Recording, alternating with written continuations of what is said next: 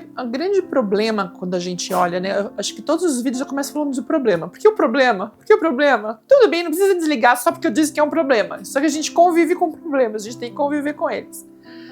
Mas eu percebo que nós estamos num contexto de falta de bom senso das pessoas.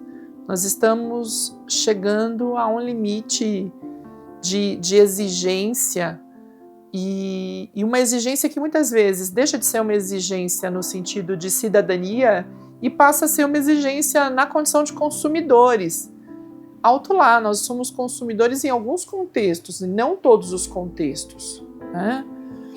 Então, acho que a gente precisa entender que quando a gente compra um serviço, a gente está ali na condição de consumidor. Mas quando a gente está dentro de um espaço público, nós não estamos ali como consumidores, nós estamos ali como cidadãos. E a gente precisa entender que existem necessidades que são diferentes e respostas que vão ser, obviamente, diferentes.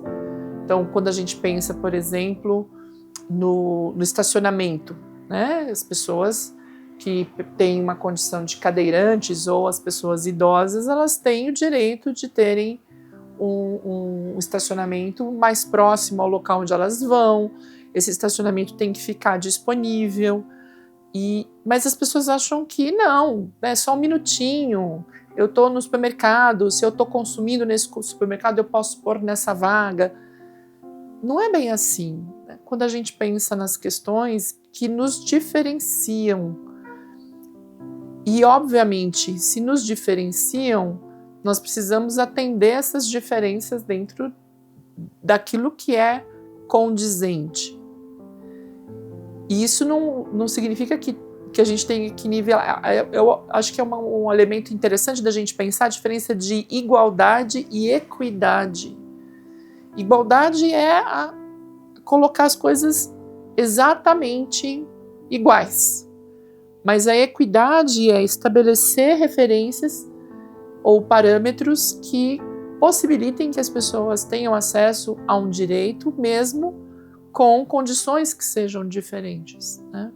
E o espaço escolar é um espaço que precisa garantir isso. Então, se a gente tem um espaço na escola que tem uma circulação diferente, por exemplo, na escola a gente tem crianças que são cadeirantes, então elas precisam ter o direito de circular pelos espaços mesmo com a cadeira de rodas, né? Isso não significa que todas as crianças vão ficar com vontade de andar na cadeira de rodas, né? Porque ela tem uma condição diferente, portanto ela precisa se locomover de forma diferente. Então as crianças, elas entendem isso, acho que esse é um aspecto importante.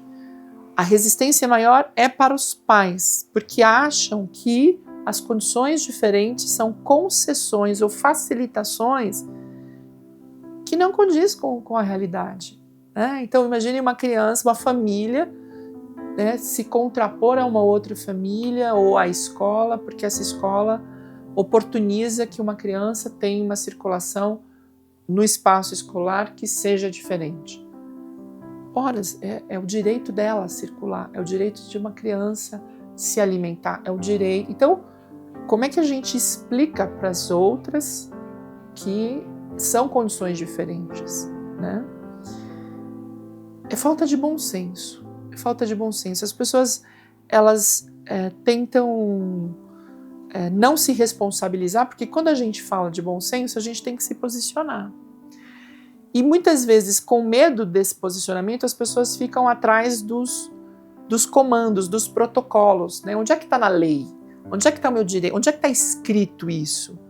Isso é um sintoma de uma fragilização da autoridade dentro do espaço escolar, muitas vezes.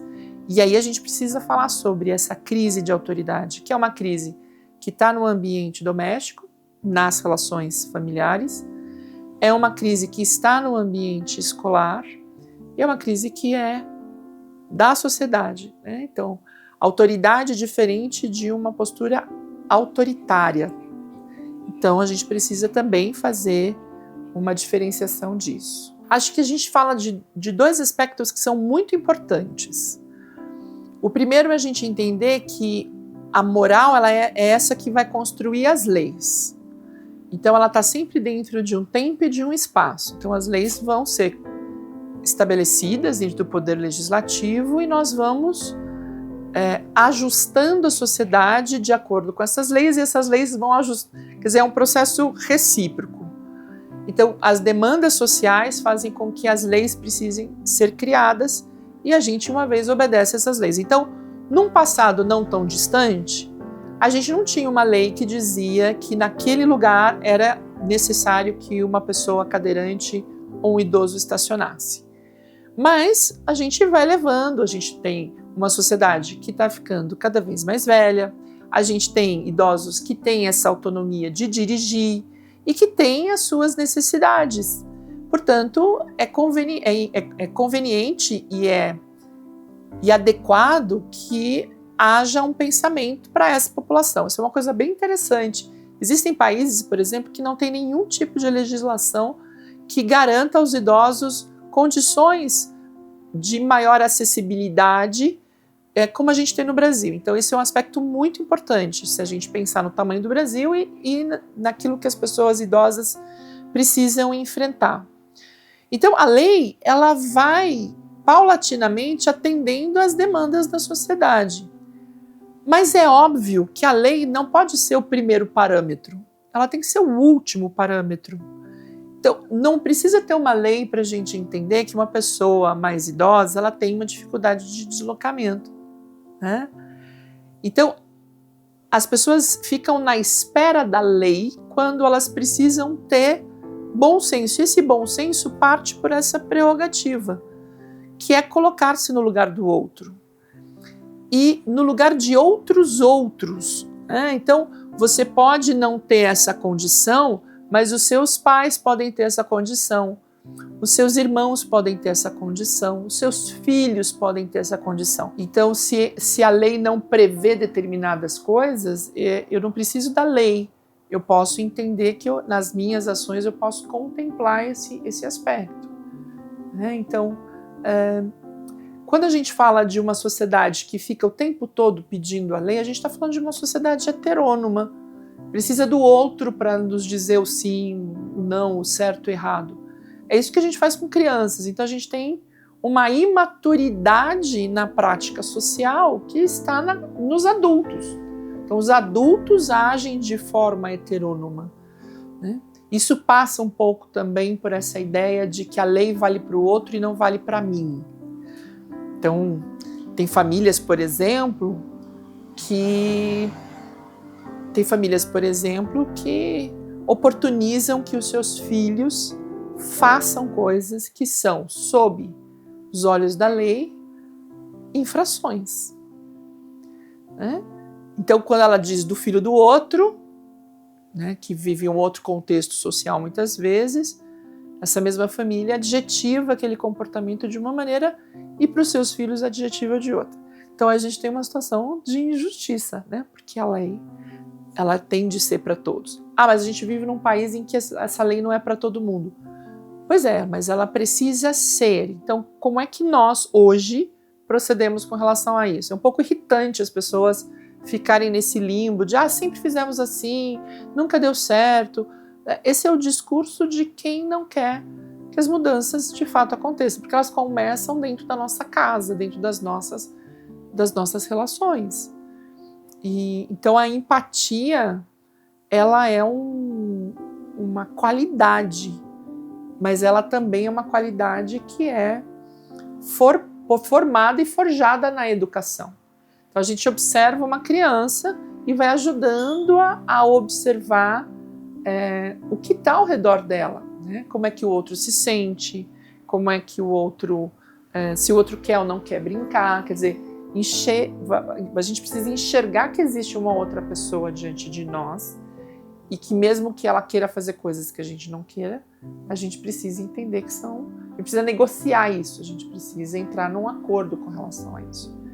Então isso passa pela questão ética, né? Eu saí de um supermercado, eu cheguei no supermercado esses dias e obviamente o supermercado cheio de carros nas vagas e tinha uma vaga para cadeirante.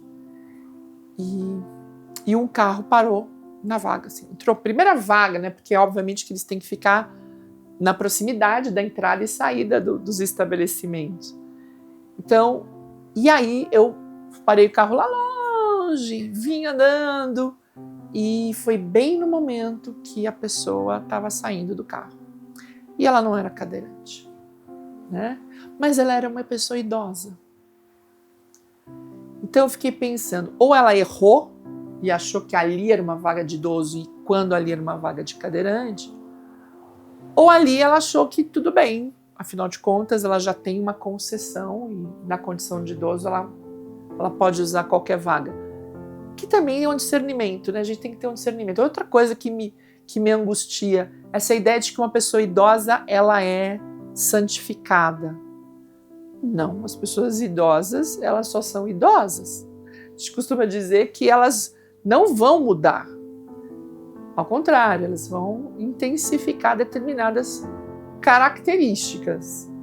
Então, a gente também tem que entender que uma pessoa que tem cabelinho branco, ela não é uma pessoa isenta de erros, que é uma coisa que a gente acaba tendo, né? Por educação, por cultura, né? O vovozinho, a vovozinha são sempre pessoas boas. E não necessariamente isso é verdade.